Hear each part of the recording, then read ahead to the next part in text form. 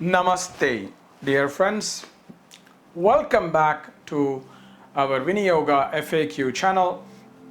My name is Kausthub and I'm so happy to share the wisdom of Yogācārya, Krishnamacharya and Desikachar through the ancient lineage of Viniyoga with all of you. And today we are in the fourth video where we are answering some of the questions that have been sent to us by our subscribers or followers.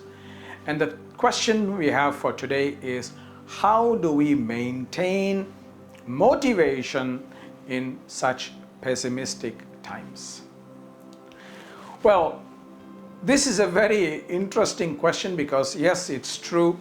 There is a scope for a lot of pessimism today because there's a lot of wars that are happening. There's a lot of conflicts that are happening, geopolitical conflicts, chaos around the world, economic confusion, confusion in job security, life security, the rise of mental and emotional health problems.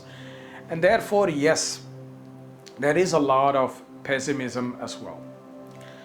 However, it's not all bad. We can always find some amount of light even in these times of darkness, and this is what yoga has always talked about. There's no use for spiritual practices except especially when things are dark. So what can we do? What can we learn from yoga that helps us to deal with these kind of challenging situations and be inspired to be motivated? So the first thing that I would advise people is the concept that we have in yoga called nitya sadhana or nitya abhyasa, daily practice. Create a small, simple routine that inspires you and practice that every day.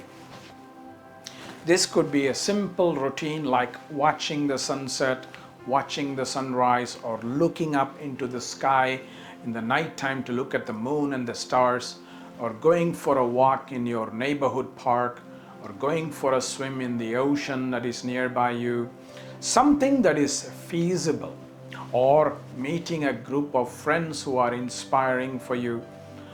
Start to create simple routines like that that is feasible and do it every day.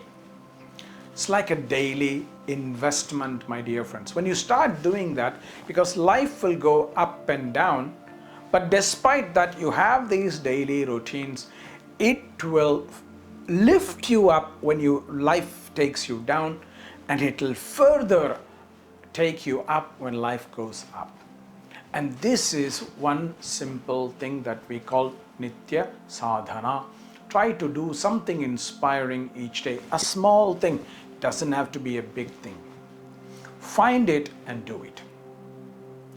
The second thing I would like you to do is create some practices where you have some heart-centered intentions or connections. Reconnect to your true purpose for why you are here, your swadharma, your dharma, because that is what you can find in your heart. Deep beneath all these emotional ups and downs is the real purpose for which each of us are born. When you can find that and when you can connect to that, that is what will help you wake up each day. When people ask me what wakes you up each day, I always say it is my swadharma. That I have to fulfill a dharma wakes me up every day, and that is what inspires me the most, and that is what will inspire you the most when you find your purpose and you start connecting with that purpose, which only can happen when you connect to your heart. So start connecting to your heart each day and dig deep beyond the emotions, beyond the ups and downs. What is deep inside? What is your purpose for which you are created today? That will help you as well. The third thing that I would suggest is finding a satsanga, a community which is inspiring for you, a community where you are not the smartest person always. I tell my friends and students that I don't want to always be the smartest person in the room because then I don't grow, I get bored.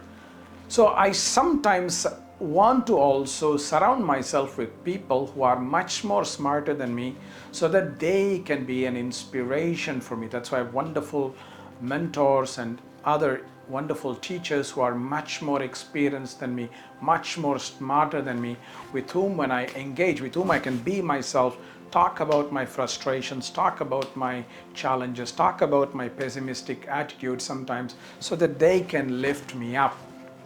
Start creating such a sangha for yourself. Don't try to always be the smartest person in the room. Sometimes have the humility to not be the smartest person in the room, so that there's somebody who is more inspiring than you, who can always help you grow. So please try these 3 methods, and if there are some more methods that you know of, please happily share it through the comments in our comment section, and please feel free to share this video to all your friends and social networks. Namaste, my dear friends.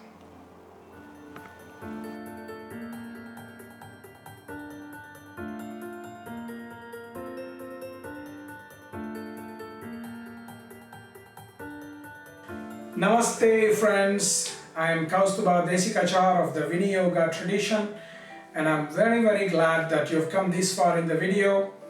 If you have come this far, it means you really like and appreciate our videos, and let us know how you feel about it through comments below.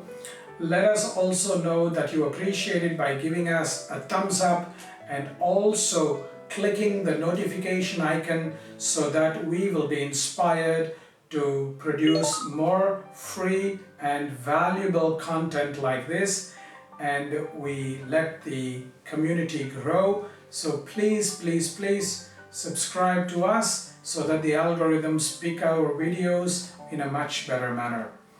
And thank you for sharing these videos through your social networks so that it reaches as many people as possible. This is the best way we can do to share nice content with our close friends and our students and other people who we care about. And be safe and be happy and be healthy as we are going through very difficult times, but let us remain connected to our heart with hope and Shraddha. Namaste.